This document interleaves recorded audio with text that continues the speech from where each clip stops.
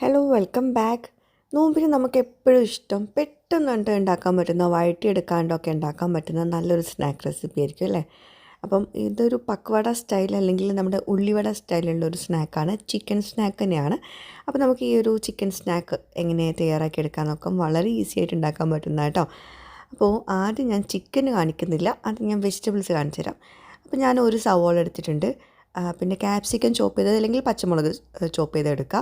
പിന്നെ ഞാൻ ക്യാബേജ് കുനുകുന അരിയുക, അതുപോലെ തന്നെ ക്യാരറ്റും കുനുകുന അരിയുക കേട്ടോ. അപ്പോൾ ഇത്രയും വെജിറ്റബിൾസ് എടുത്തിട്ടുള്ളത്. പിന്നെ മല്ലിയില ചോപ്പ് ചെയ്ത് ഇട്ട് കൊടുത്തിട്ടുണ്ട്. പിന്നെ കുറച്ച് മുളക് പൊടി ഒരു ടീസ്പൂണൊക്കെ ഇട്ട് കൊടുത്തോളൂ.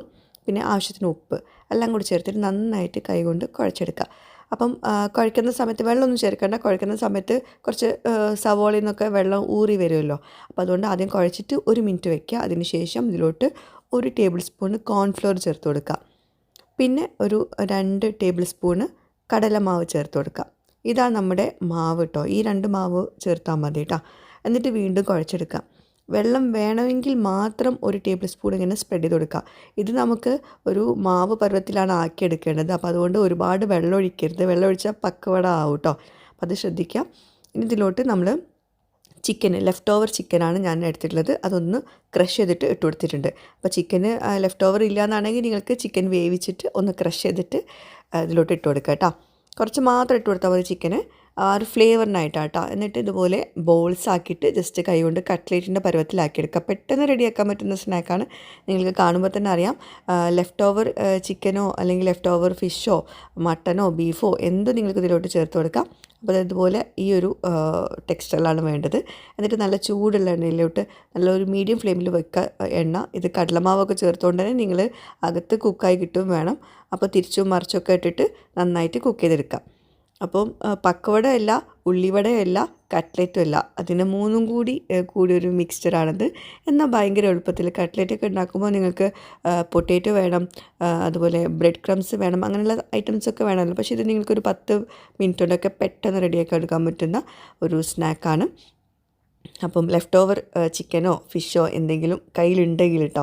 ഇനിയിപ്പം ചിക്കൻ ഇന്നും ഇല്ല എന്നാണെങ്കിൽ പിന്നെ ഇതിലോട്ട് നിങ്ങൾ ചിക്കൻ സ്റ്റോക്ക് എന്തെങ്കിലും ചേർത്ത് കൊടുക്കേണ്ടി വരും, ആ ഒരു ഫ്ലേവറിനായിട്ട്. അല്ലെങ്കിൽ നമ്മളൊരു പക്വാടൻ്റെ ഒരു ടേസ്റ്റ് ആയിരിക്കും ഉണ്ടാവുക.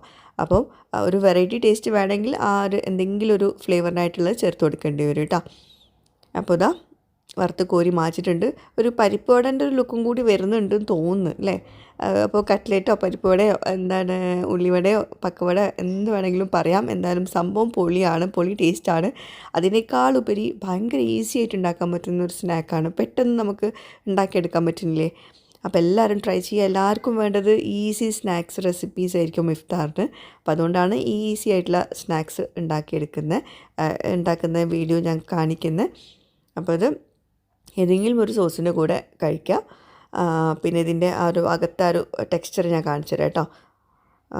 അപ്പോൾ ഇത് നമുക്കൊന്ന് കട്ട് ചെയ്ത് നോക്കാം. ശരിക്കും ഇഫ്താർ ഫംഗ്ഷനൊക്കെ ഉണ്ടെങ്കിൽ ഇത് ഭയങ്കര എളുപ്പത്തിൽ ഉണ്ടാക്കാൻ പറ്റുന്ന, കുറേ പേർക്കൊക്കെ സെർവ് ചെയ്യാൻ പറ്റുന്ന, കുറച്ച് ചേരുവകൾ വെച്ചിട്ട് ഉണ്ടാക്കാൻ പറ്റുന്ന സ്നാക്ക് കൂടിയാട്ടോ. കണ്ടോ, നല്ല പെർഫെക്റ്റാണ്. എല്ലാവരും ട്രൈ ചെയ്യുക, ഫീഡ്ബാക്ക്സ് അറിയിക്കുക. പുതിയൊരു വീഡിയോയുമായിട്ട് വ്ളോഗുമായിട്ടൊക്കെ വരുന്നവരേക്കും ബൈ, താങ്ക് യു.